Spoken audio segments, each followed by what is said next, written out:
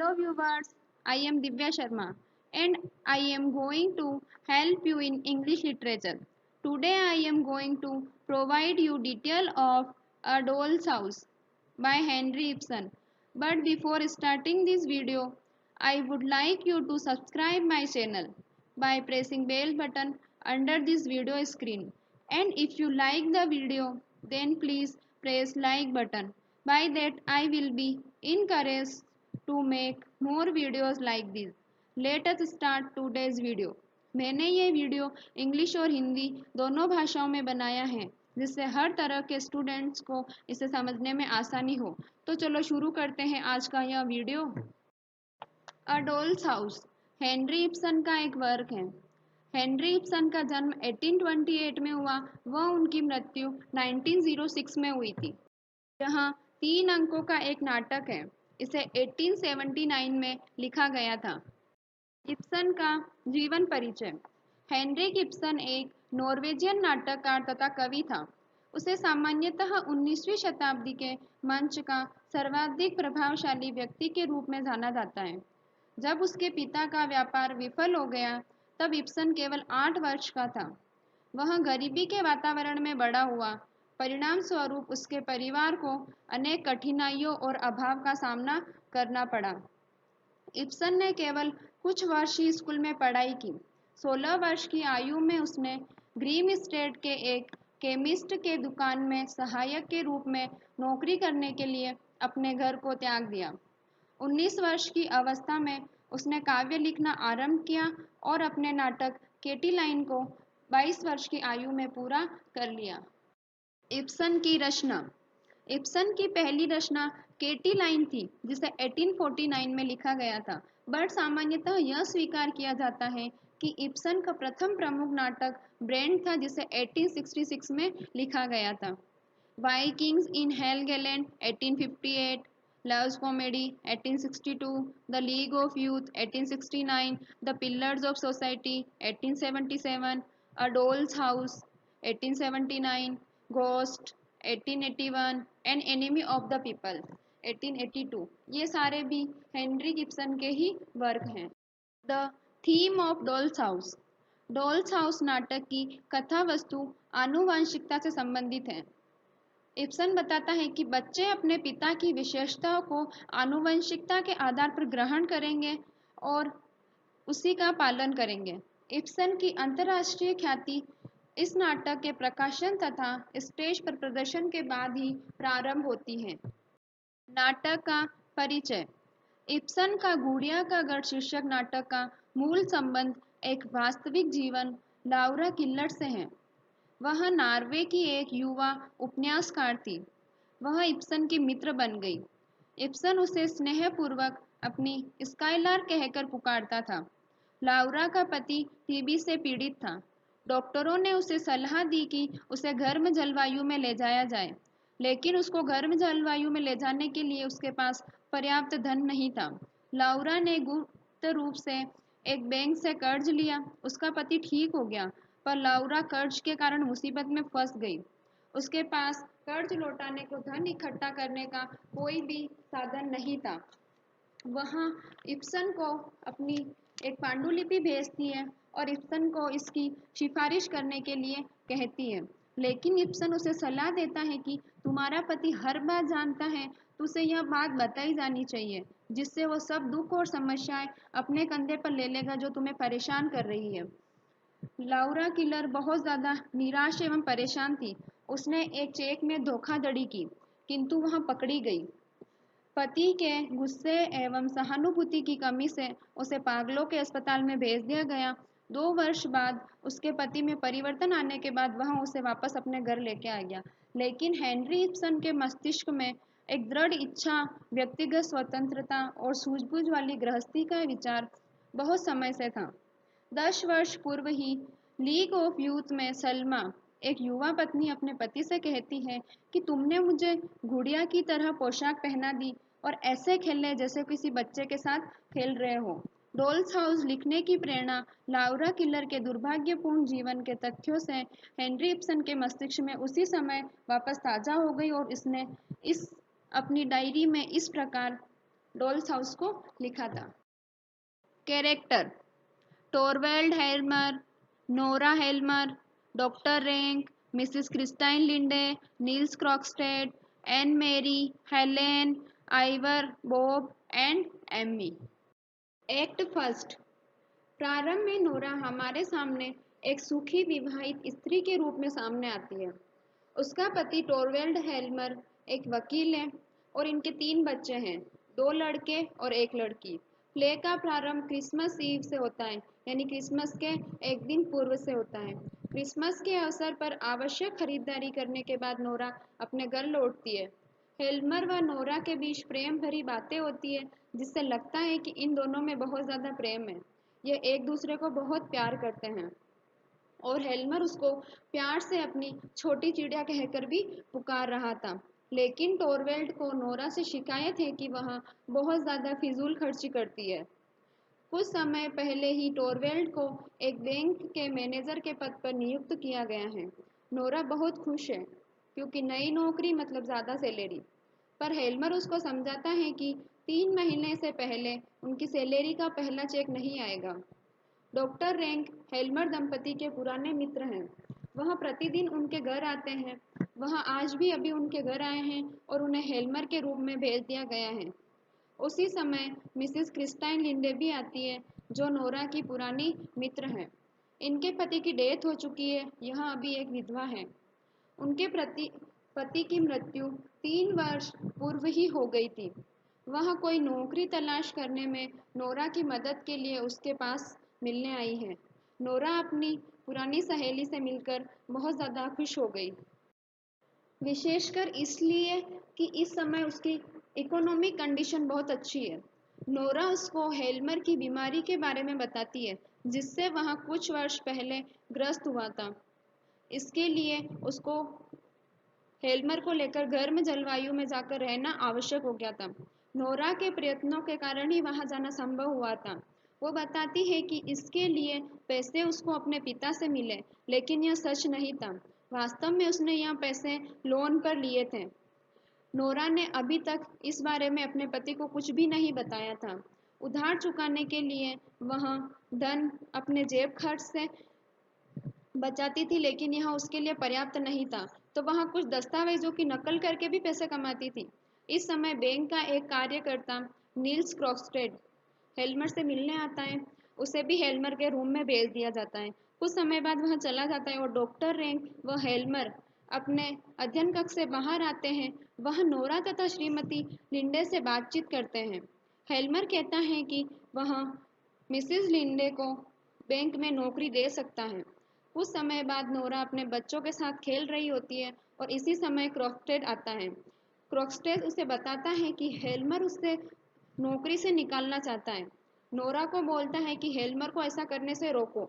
वह उसको धमकी देता है कि अगर तुमने ऐसा नहीं किया तो वह हेल्मर को यह बता देगा कि उसने एक लोन के आधार पर धन उधार लिया था, जिसके लिए उसने अपने पिता द्वारा जमानत देना दिखाया गया था। लेकिन क्रॉक्सटेड को शक है कि वह हस्ताक्षर नकली है।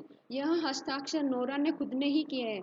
नोरा यह बात साबित होने से पहले ही खुद स्वीकार कर लेती कि हाँ, उसने ये नकली दस्तावेज पर साइन किए हैं, हस्ताक्षर किए हैं।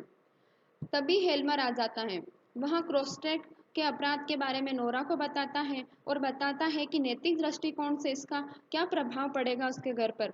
हेल्मर कहता है कि क्रॉक्सटेड ने अपने बच्चों पर दुष्प्रभाव डाला है तथा अपने घर की पवित्रता को भी नष्ट किया है। उसका मानना है कि घर में इस प्रकार का कोहरा आ जाए तो वह घर के हर कोने में बीमारी को फैला देगा, और कहता है लगभग प्रत्येक अपराधी ऐसे ही घरों से आते हैं जहां माताएं दुष्ट चरित्र की होती हैं। ये शब्द नोरा को विचारशील बना देते हैं।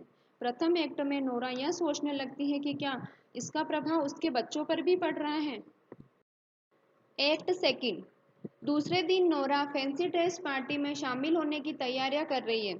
हेल्मर की इच्छा है कि नोरा नियोपोलिटन मछेरी लड़की के रूप में आए तथा टारंटेला नाच को नाचे। उसी समय मिसेस लिंडे आती है और नोरा उसे बताती है कि डॉक्टर रैंक को रीढ़ की टीबी है। इसका कारण उनके पिता का भ्रष्ट आचरण है। मिसेस लिंडे को लगता है कि नोरा तथा रैंक के संबंध जैसे ऊपर से मित्रता के दिखाई देते हैं वैसे नहीं है।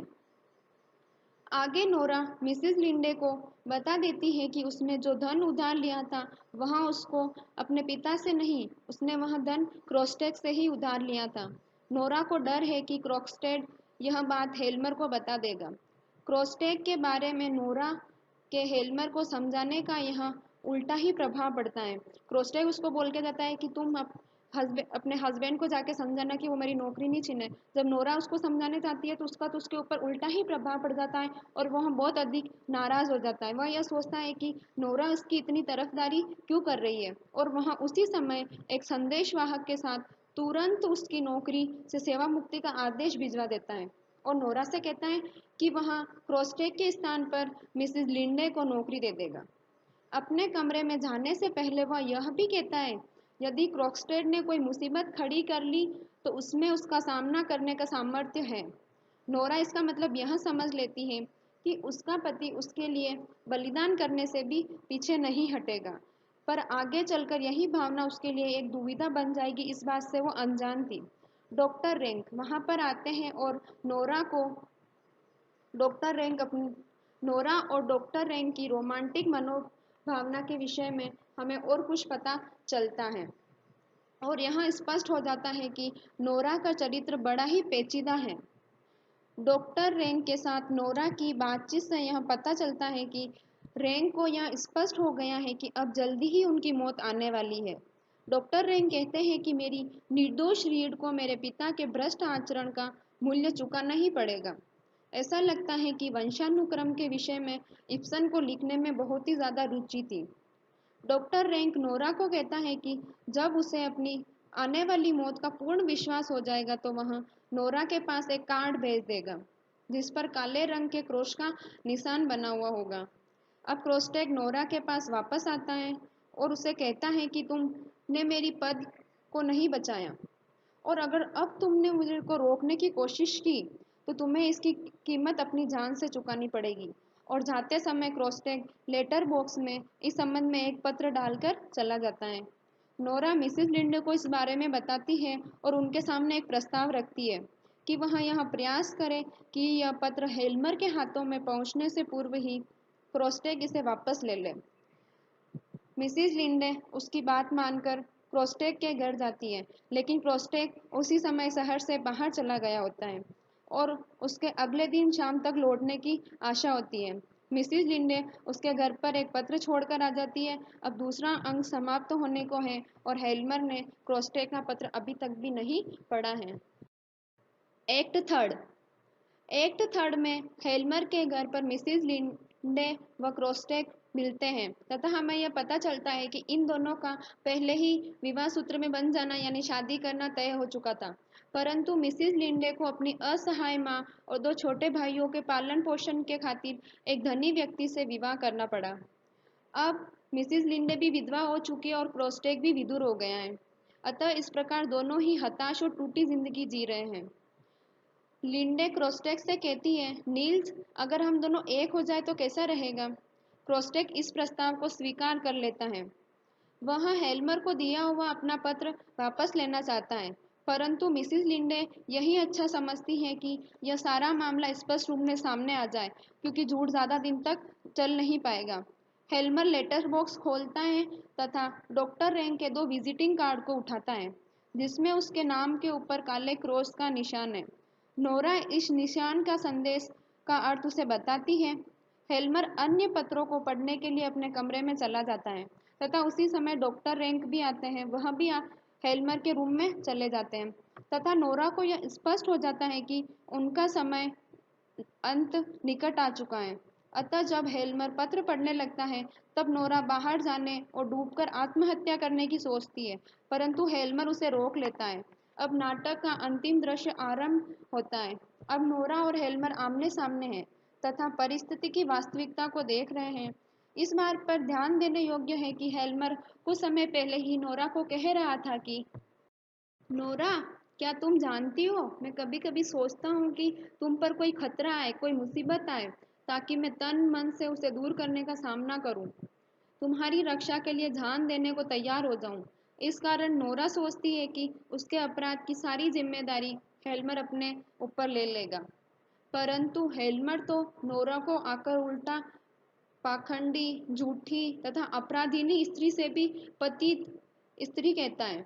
वह उसे डांटते हुए कहता है कि उसमें कर्तव्य भावना, नैतिकता तथा धर्म की भावना का नितांत अभाव है।